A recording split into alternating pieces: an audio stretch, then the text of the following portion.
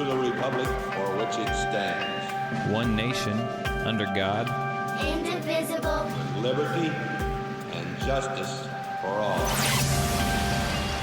Guns, self-defense, conceal carry. This is the Patriot Defense Podcast. From the war room in Idaho's high desert, here's your host, Todd Echols. And I am back once again into Sunday afternoon, and I am tucked away in the war room somewhere in the very rainy high desert of southern Idaho. And yes, it is raining here, and it's supposed to rain for the next 2 or 3 days. So anyhow, it's been kind of an odd spring here. Lots of wind. Well, we always have lots of wind, but it seems like there's been more than normal. And we're getting quite a bit of rain here, which I guess is pretty good for us. It'll keep the shooting range nice and wet so that you don't get all that dust blowing in your face in the middle of a class. But I need to start this off by apologizing. I didn't do a podcast last weekend, and I kind of had planned on one. I had thought about it, right? I knew I needed to do one, and I just got tied up with classes and family stuff, and I woke up on Monday morning, and I went for my morning run, and while I'm out running, I'm like, I didn't do a podcast over the weekend, and I think that's, there's been weekends where I obviously haven't done one, but this is the first time I actually forgot about the podcast. So a little bit preoccupied, lots of stuff going on. I do apologize, but I'm back this weekend for a podcast, and I'm not saying it's going to be super interesting, but I am here. Last week was actually kind of pretty busy. I always start off talking about the classes and stuff that I've done over the past week. And last week was actually pretty busy. With all this weather that we've had lately, I've just kind of been rescheduling and pushing my classes. And so that's kind of what I was trying to catch up with this week. So lots of private classes. I had a church group come out here yesterday. We'll talk a little bit about that, and that was a real fun class. But I wanted to touch base on a couple different topics here. We're gonna run the gamut of. We're gonna talk about women and gun ownership and how those numbers are up. We're gonna talk about some different like concealed carry clothing options that I've seen lately. We're going to talk about some different holsters and stuff like that. So nothing super political by any means, just kind of some fun stuff, some stuff just, kind of off the top of my head and stuff that I've been thinking about over the last couple weeks. But let's start off with, I sell gift certificates. Every now and then someone will call me up and they will want to buy a gift certificate to give to as a gift to someone. And I had this gal, I get a couple gift certificates actually, which is kind of nice. It's really nice when someone buys a couple gift certificates or takes a couple classes in a row, right? I get a lot of brand new shooters, which is wonderful. Love to have them. But what I do is I end up seeing them once, and then I don't ever see them again, right? So it's nice when someone comes back numerous times. And this gal, she showed up, and she was going to show up, and we had to reschedule the class because it was just like horribly storming, raining, thunderlight, all this wind, all this stuff. So she rescheduled it and came back. And when she showed up, it was just miserable again. So what we did is, since it was her first class, is we did the classroom portion on the inside, and then we rescheduled another time for her to come back to do the actual shooting portion. So instead of 2 sessions, she actually got 3 because she had another gift certificate for another class. Which is great because I got to actually spend some time with her, right? And I got to build a good base, and she was able to go home, practice, and come back. Well, the interesting thing about this gal is about this student is she showed up, and I've taught revolvers before, right? But I don't see revolvers as much as people like tout on revolvers. I don't see that many revolvers coming to my classes. And if someone does bring a revolver, most of the time they decide that a revolver isn't for them, that a revolver is not going to work out well for them because of the trigger press, because of the recoil, whatever it might be. They decide that it's not for them, and they quickly change. I tell you what, she showed up and she has a revolver. She has a little snub-nosed Smith & Wesson 38 special, little it's not an ultra-weight or anything ultralight or anything like air weight, whatever they call them. It's not that. It's a pretty heavy little snub-nosed 38 special. It's a fantastic gun. and it's got a pretty nice, Smith & Wesson trigger in it. And she's learning how to run that thing. And I've never actually got to teach, class after class after class where someone actually started with a revolver and they stuck with the revolver. And she's shooting it really well. I mean, we got her out on the range, and she put about 50, 60 rounds through it. And the next thing you know, we moved from shooting the bullseye paper targets to turning around and shooting steel with it. And she's a dang good shot with that revolver. And it's been kind of a different experience. I've never had someone actually stick out with a revolver. She's doing absolutely fantastic. So just my little adventures with a revolver. If you're determined and you're strong enough to be able to press that trigger on the revolver, and do all the revolver things correctly, which she is, and you're determined to go home and actually dry fire and practice and figure stuff out, right, in between lessons, you can improve and you can do, pretty darn good with the revolver. I've got nothing against revolvers. I just don't see them very often anymore. So it's kind of fun when I have someone who actually brings one and is successful with it. So what else has happened this week? Well, I had my church. I had a church group, like a men's group from a church. They went and had a breakfast, and they came over to the range yesterday, and they brought all kinds of guns, and we went through kind of a little, like a really quick, like beginner's class. This is how you do the fundamentals just right. This is how you do this, and this. And then we went outside, and I just kind of let them shoot, and I watched, and I answered questions and helped where I needed to, and it was just right there, making sure everyone was safe and did everything correctly. And I tell you what, those church groups, man, they brought the guns. They had, and if you guys get on, if you're on my TikTok, or if you're on my Facebook or Instagram page, you'll see I posted a video up there of just all the guns laying out on the table, and they went through a pile of ammunition, and they brought everything from AR-15s to all different handguns to, I think we had a 45 long Colt revolver here, to they actually brought a gun.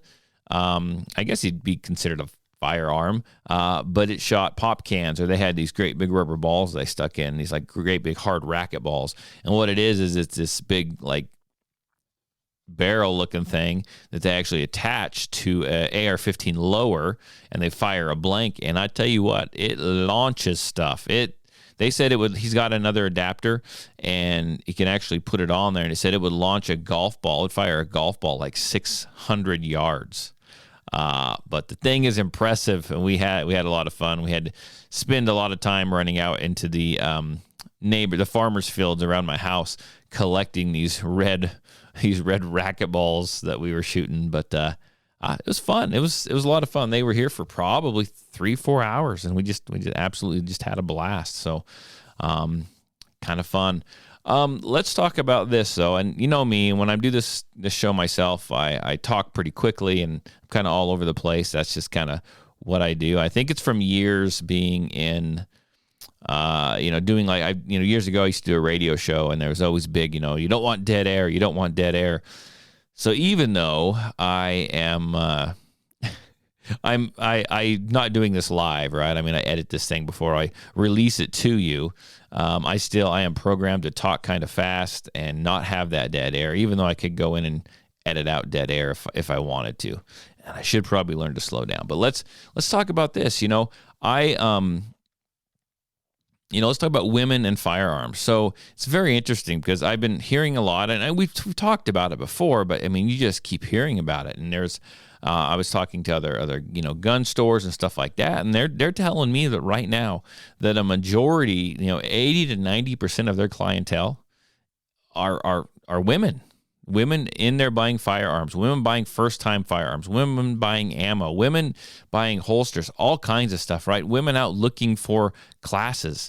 And as you look around and you poke around on the internet and you read these articles, the amount of women that are buying firearms is just phenomenal right now, and they're getting into it. It's like the gun world and firearm culture is not. It's not an alien planet for women anymore, right? I mean, they're coming full force. They are getting into it, and people are actually marketing firearms toward toward women now. But I'm going to play this little clip here. It's just kind of interesting. It's got some statistics and stuff. So just a news clip. We'll go ahead and give it a play right now. Guns are flying off the shelves. It's been that way since the start of the pandemic, and sales are not slowing down. As WTOC investigative reporter Max Deeknight explains, there's been a surge in sales among certain groups. New gun sales surveys show women and minority groups are fueling this movement. We wanted to find out what's pushing more people to take up arms. Members of the Low Country Annie Oakley's gun club shoot for sport. They're more focused on community than self-defense, but even they are seeing a jump in membership these days. Co-chair Nancy Thomas carries herself. But I think it's just part of the unrest in the country, and people want to feel, or women want to feel comfortable with a gun in case they ever, in any situation, had to use one.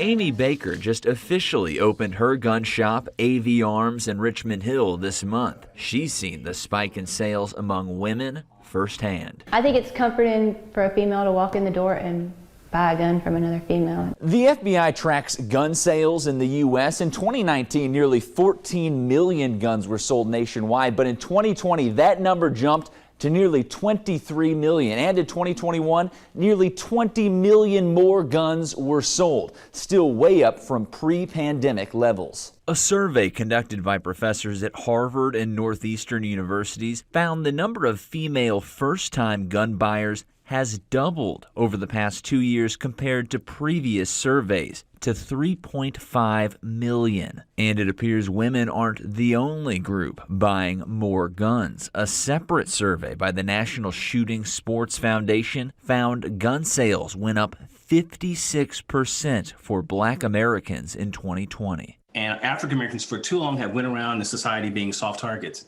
Philip Smith is the president and founder of the National African American Gun Association, also known as NAGA. He says his group is fighting for gun rights for all Americans. Why shouldn't a single mom who needs to protect her kids in a rough area of town, black or white, not be able to go buy that gun? Smith argues certain policies like added gun fees and required wait times hurt low-income Americans the most. And you've priced out a lot of poor folks that need and want to have a gun, and it drives them to buy guns illegally. Officials say illegally owned guns are an issue in Savannah. We're living in a time where people are worried. 5 years ago, youth activist Beverly Trotter started a gun buyback program in the city. That program pulled more than 30 firearms off the streets. Trotter is for gun control, but says it's time we as a country take a new approach. She supports mandatory gun education in public schools.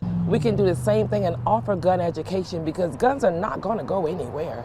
But we can teach our young people early.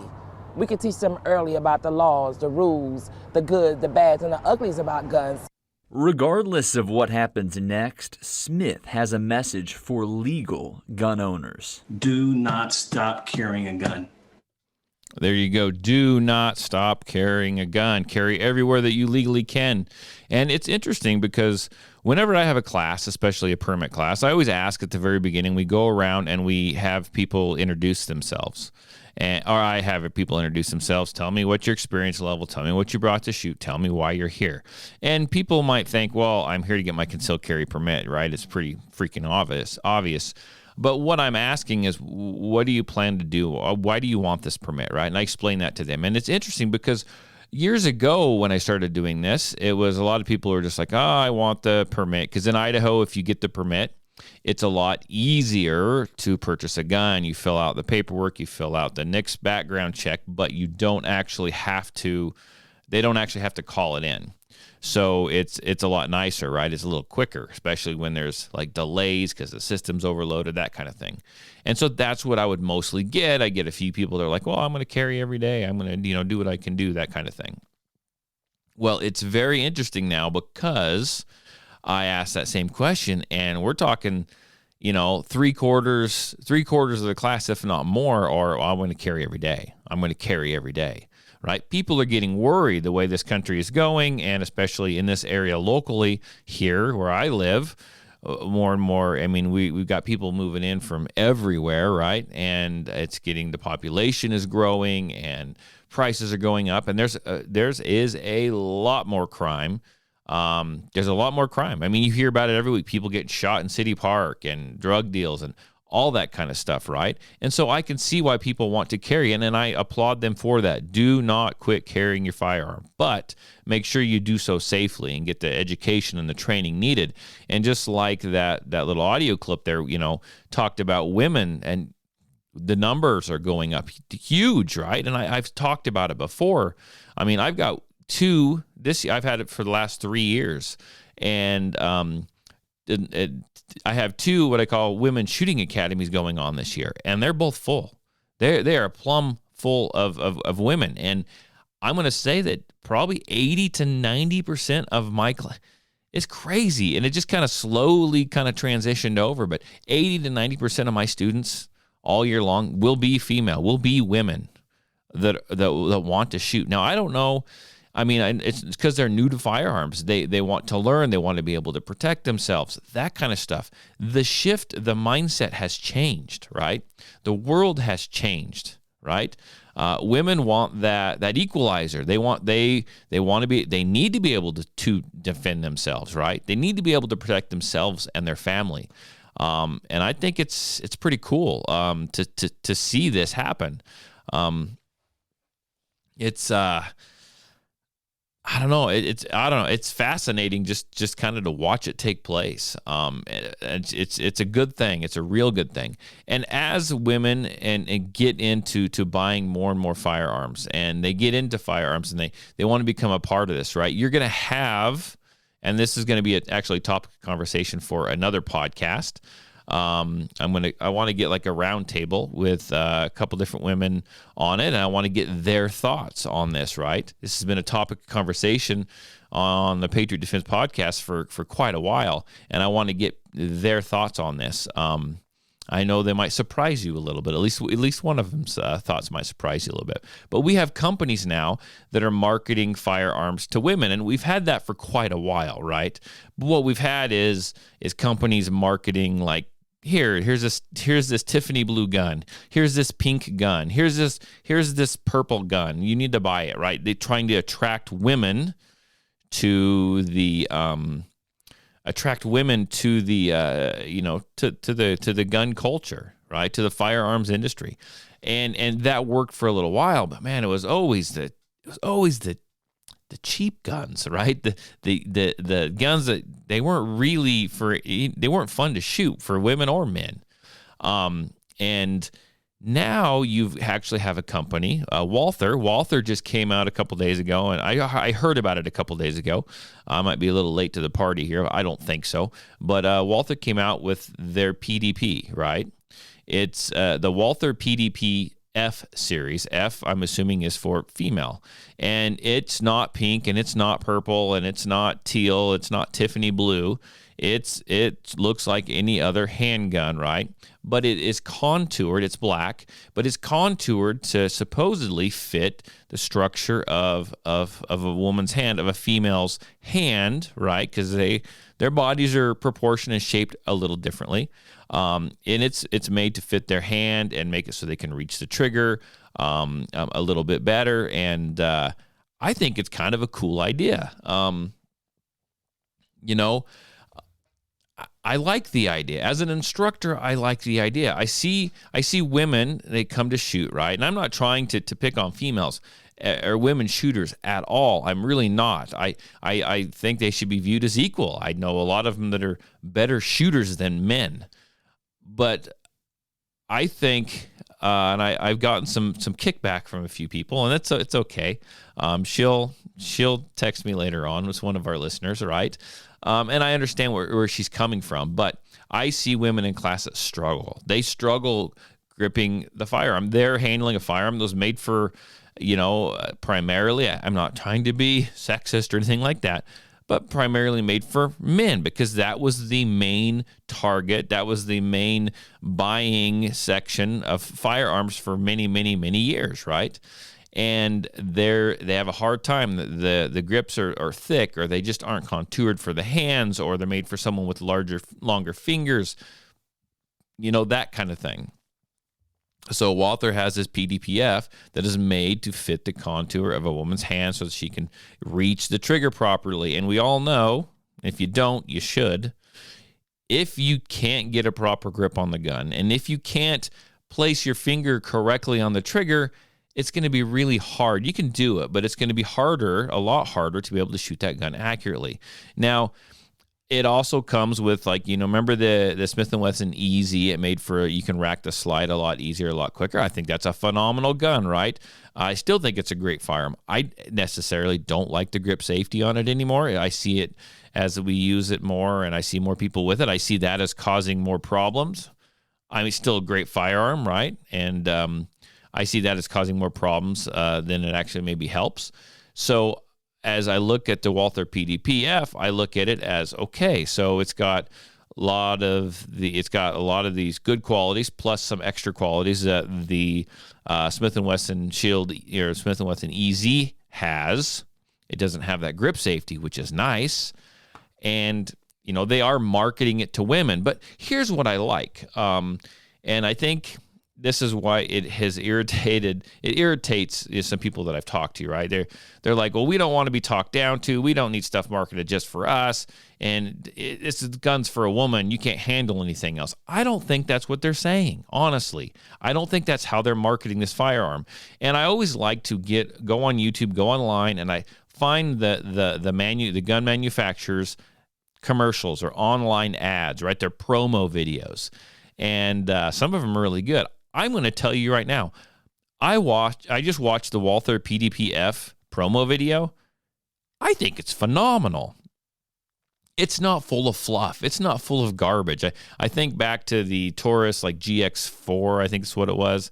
And its video, and it made you feel patriotic and American, and and it just was really it was a good commercial, right? But it made you want to go buy the gun. Yes, it did what it was supposed to, but it was real, I'm a man, I need this gun, and I need to be able to protect my family and my values, and I'm an American, and that kind of thing. I see where they're going with that. Check out the Walther PDP F promo video. In fact, I might throw it up on the Patriot Defense Facebook page. I really like it. It's kind of like a slice of life, right? And you'll see what I mean when you see it. I don't think it's, in my mind, and maybe I'm wrong, I don't see it as being full of fluff, right? I see it solves a problem. It's hard to explain. You're just going to have to go, and you're going to have to watch their promo video for that gun. I like it. And honestly, yes, they made this firearm and it's being directed toward women, but it's not degrading women. Obviously, you can't degrade women if you want to sell them something. It's not degrading women. It's making something for them, something that's going to work well for them. And I have not got my hands on the gun. Walthers are okay guns. I've shot a few. I'm probably not going to go buy a Walther. That's just me. My interests lie elsewhere. But I don't think they're going to have a problem buying this gun. And it's not like they're coming out and they're not degrading. In my mind, they're not saying, hey, come buy this pink Walther. Hey, look at all these fantastic colors, ladies. Get a purple one, get a blue one, get a pink one. They're not saying that. So I'm interested to see where this goes. And we're going to have a conversation about this and lots of other things here in an upcoming episode. I just got to get everyone kind of corralled and talk to them and get everyone on the same page, and kind of have a roundtable discussion on this, because I'm really interested. I've talked to one woman about this, and I've got her thoughts, and I would be curious and interested to know other thoughts, because I just kind of want to know how this goes, right? I'm curious. But okay, enough of that. Let's see. I told you I'm all over the place, and I'm talking fast again. Let's talk about some other stuff that I've seen. Now, in the past, it's been a little while, I always like to call out holsters. I forget, holsters or tactical type clothing, because some of it looks really good. And the idea is really good, and it might be nicely built, but in my mind, it doesn't work like it should, or I don't think it works like it should, right? So there is a company that creates tactical clothing. Okay, it's called Arrowhead Tactical, and I don't personally have one of these. I've been looking at one for about 3 or 4 months now, and they're all sold out everywhere. Now I don't know if this happens to be just because it's super highly popular, it works really well, and everyone likes it, so they rent out. Or if it has to do with, I can't get this anymore. There's shipping problems. There's this. I can't manufacture it because of everything that's going on after COVID. I don't freaking understand what's going on anymore. But I've been trying to get one of these, honestly trying to buy one of these so I can test it out. Whether it works or not, I can still use it. And I wanted to give you guys an honest take on it. But I'm not going to wait anymore. I'm still looking for it. And if I get one, I'll make a video and show you guys all about it. But it's by Arrowhead Tactical. It's called Arrowhead Tactical Apparel Standoff Concealment Hoodie. And it looks like a hoodie. It sounds pretty comfortable, right? Like any other hoodie. And it's got the big pocket for your hands in the front. But what it has is it's tailored to kind of like appendix type carry. So you carry in the appendix position, but it's got an extra pocket in it, so you can actually reach your hand in the front pocket of your hoodie and reach it through and draw your firearm through the pocket. I look at it as, okay, what are the pros of this possibly, right? You can be a little more tactical. So there is a thing that I always talk about in my classes, especially to women, right? Or someone who wants to carry off the body like in a purse. Women are like, what do I do if I'm scared, if I think there's something going on? And it's night and I'm walking to my car, do I just draw my firearm and like hold it in my hand if I'm getting scared, or I see someone walking toward me that makes me nervous because what if they don't want to do me harm and I just don't want to have my gun out, right? So I always tell them, if you've got a proper concealed carry purse that's slung over your shoulder, across your neck, around your neck like it's supposed to be, you can reach your hand down, your strong hand, unzip the pocket, reach in, put your hand on the firearm, right? You don't have to draw it, but it's there if you need it. You're one step closer, right? I always tell people that. So I look at this hoodie, this tactical hoodie, and I go, well, that can happen. You can do that with this hoodie, right? But there's a few problems. I look as there's a few problems. And I was just demonstrating the draw to some other people that were in a class yesterday. We were actually some of the guys that were there for this men's group, and we were talking about different things. And I've watched a video of some guys draw from this tactical hoodie, and it looks slick. I think it's going to be a little slower, but here's what worries me is it's very important when you draw the firearm to get the cover garment out of the way. And I could see someone getting tangled up in that stupid pocket, right? Tangled up in the stupid pocket and pressing the trigger, dropping the gun, something. I could see something bad happening, honestly. Honestly, I could. There's a lot going on there. I've watched people on videos draw with this hoodie, and maybe I'll post this video of this hoodie on the Patriot Defense Facebook page so you guys can all take a look at it. So take a look at that for tomorrow. I'll schedule these out, and you guys can take a look at these after you listen to the podcast. But I could see bad things happening. So I have also watched people drawing with it, and when they draw, when I teach the draw, especially, well, from any draw, but on appendix, let's say, right, you have to be very aware of where your left hand is, where your support hand is. You don't want to get it in front of the firearm. And when you are drawing through the pocket of this hoodie, you're getting tangled up, man. You aren't getting your left hand, your support hand on that gun quick enough, like it should be in my mind, right, to be able to engage the target right away.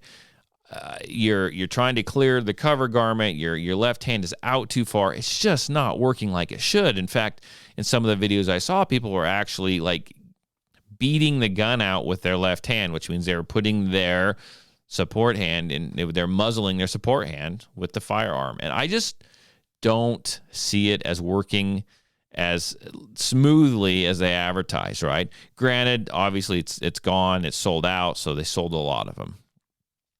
But let me preface it with this. You can make there's safer and better ways to do things, right? You can make a lot of stuff work with what? By training, by practicing. right? You need to learn how to be safe. You need to learn how to keep your finger off the trigger. You could learn how to draw from this hoodie. I get that. I understand that, right? I could also carry with a round not chambered, and I could train myself to rack that slide and chamber that round. But you know what? It's going to cost me time. Okay, why do I want to deal with drawing through the pocket of a hoodie when I could? It's a nice hoodie, don't get me wrong, but when I could very easily just grab my hoodie, rip it out of the way, and draw that gun like I'm freaking supposed to, and save time and be able to engage the target quicker, right? So here's why I carry appendix carry. I carry appendix carry because you can defend it, and it is fast. It is fast, right? You're not drawing from 3 o'clock on the hip, right? It's a lot faster. You're slowing yourself way down if you're drawing through this hoodie. And this is like, and honestly, and this is going to be a really crude statement, but when I see the guys sticking their hand into their hoodie pocket to draw their gun, it's like they're sticking their hand in their freaking fly and drawing something else out. I mean, that's honestly what it looks like, right? I don't know. I don't personally, I don't like it. It is what it is. If I can find one of these in stock, I need a hoodie, right? I could always use new clothes. I'll buy it and test it out. I'm actually looking forward to doing so if I can find one in stock. Anyhow, check it out. I'll throw the video up there. It's pretty interesting. All the fancy concealed carry gear, maybe someone knows better than me, possibly. I don't know. It's very funny when I see these guys. They are doing reviews on this. They're like, well, I'm going to be straight up and honest with you. This company or Arrowhead Tactile or whatever sent me this stuff. They sent me all this stuff. They got some more clothing too that we didn't discuss, but they sent me this stuff to try out and review. And they look at you and they go, that has in no way will affect my review. It'll be 100% honest. And I'm like, how are you going to be 100% honest when someone handed you their product? Right? Why do you do reviews? Why? Because people give you things. They give you, if you're good at them, they give you free things to try. You get the listeners, you get the followers, and they give you stuff to try. And I'm not just saying this because I'm bitter that no one's done that for me yet. And frankly, I don't know if I want that to happen, because I'm going to tell you how I really feel. How are you going to tell someone when they give you something to try, this is complete and utter garbage. This is complete and utter crap. And I don't like it. I don't think it's. How are you going to say something like that when a company's giving you a product to try? So how can you be 100% honest, really? I don't know that you can. That's just my thoughts. So there's another new product that I'm waiting for, right? It came out at SHOT Show. It's the Holosun Red Dot. It's the SES. It's that little low-profile red dot they're specifically making for firearms, or for certain models and makes of firearms, like for the Glock and the Smith & Wesson and the, all that stuff, right? Right now, they got the ones out for the Glocks. It's lower profile. It's got a internal battery that you never take out. It's got solar panels on it, and it's so low profile that you do not have to get suppressor height sights. They've got the ones out for the Glocks, which good luck finding any. Every place that I've checked are, not that I want one for a Glock. I know some people that do, though. At every place that I've found, they are sold out. And so it would be nice if they could keep up with this and maybe get some other models out that are focused, that will work just for certain firearms, which is very interesting. I like the concept. It's a low profile. It'll attach to certain firearms. You don't need an adapter plate. I love that concept. But here's the thing. If you're going to market something like that, maybe have a bunch. I know it costs money. I'm not a big multi-million-dollar company, right? I'm lucky if I can pay my bills every month. But I guess that's the problem with marketing a product like this, is you can't make one product and just have it fit all these adapter plates for different makes and models of firearms. They are specifically built for the Glock, for the SIG, for the Smith & Wesson, for the HK, or whatever gun, right?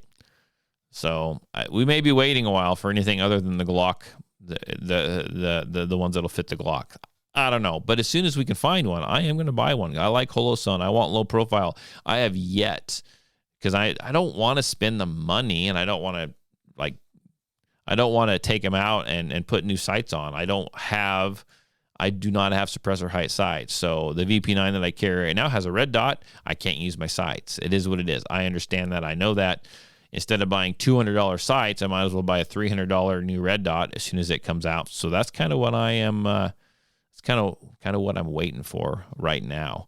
Okay, let's talk about this. I occasionally will get online and I will poke around at all these new products. We talked about some tactical clothing, right?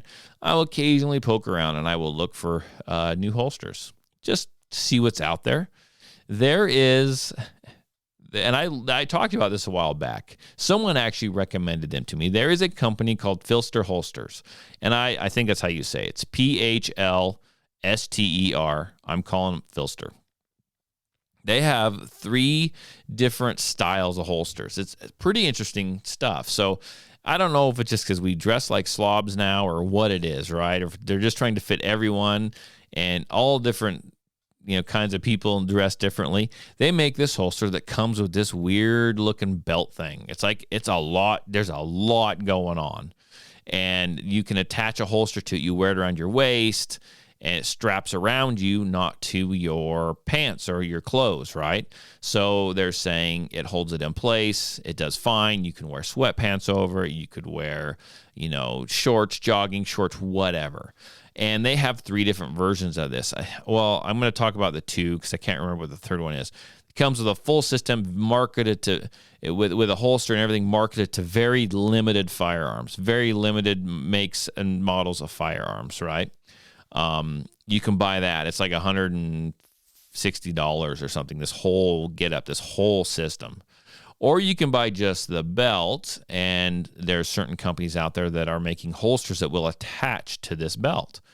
I'm vaguely interested in this, and not necessarily because I want to wear all that. Man, it just seems like a lot to wear, to put on, and then it just seems like a lot. And so I don't know if I'm interested in it because I'm actually want to use it as much as I am at looking at it and checking it out a little bit and seeing what it's like. I could see some places in some different classes where I've had, people ask me about holsters, where they struggle with holsters, where this might fit the bill, right? This might be like a niche holster. That's what I'm thinking.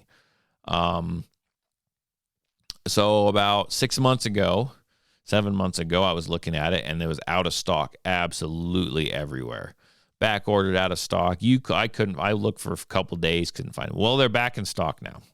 And so I'm actually going to get online, look at this, and see if I want to throw down the money and actually get one of these to check out. I'm not saying it's going to be an everyday carry for me by any means.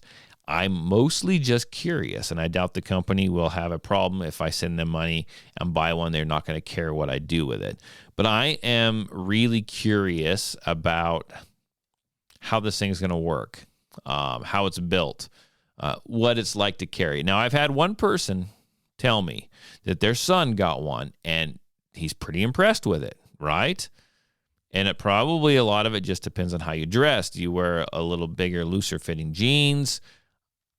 Are you running around in basketball shorts and loose sweatpants? Because I don't do that. And if you did, they'd probably work good. I'm curious. I'm going to check it out. Like I said, it just seems like there's a lot going on with it. But check it out. I might throw a link up on Facebook about that as well. Today, I'm talking about all these different things. You'd think I was getting sponsored or something, or getting a kickback. I am not. That's why I can give you my honest opinion of these. Also yesterday, and if this guy listens to the podcast, I apologize. I'm not picking on him, but there was a gentleman that had one of those like quick clips you screw onto the side of like your Glock or like G43, and that's how he carried his gun. He was showing it to me, and he knew that I might have a problem with it because why? Because the trigger was unprotected. That does bother me. He doesn't carry with a round chamber, so he felt like he was safe and okay, But man, that clip draw shoves that gun so far down into his pants. He has to have 2 hands to get the gun out, 2 hands to reholster. And we all know that 2 hands to reholster and 2 hands to get the gun out is not a good thing. It's just not, right? You're going to touch that trigger. You're going to do this. You're going to do that. Even with the the gun unloaded, which I was telling you, just carrying with a round not chambered, it's going to take you forever to get that gun and draw it properly and get the round chambered. And we had a little discussion, but it had been a long time since I'd seen one of those. So I'm trying to help him find something that'll work better so he can appendix carry that his little 43 that he's got. Interesting. I just don't think I'd ever seen one of those quick draw clips up close and personal because I've personally just kind of stayed away from them. But man, I didn't realize it pushed that firearm way down into your pants. But there used to be, I can't remember what it's called, years and I mean this was like had to be like 15 years ago. There was what was it called? There was something, a big belt, and it looked like you like wore it underneath your pants, and it had this great big pocket that went down over your crotch, and it had these two pockets in it that you could put guns, and you could pull your pants up over it and wear your guns around like that. So I don't know. This deep concealment stuff is kind of interesting. I have to look that up. I want to know I can't remember what that is called now. But anyhow, I'm rambling. I'm rambling at this point. So I'm going to go ahead and cut this podcast off. I think I am done today. I've probably irritated a lot of firearms gear, tactical supply companies today with my opinions that I just got from watching their videos because I haven't been able to get my hands on any of their products yet because they're all out of stock. But anyhow, thanks for listening to the podcast. I certainly appreciate it.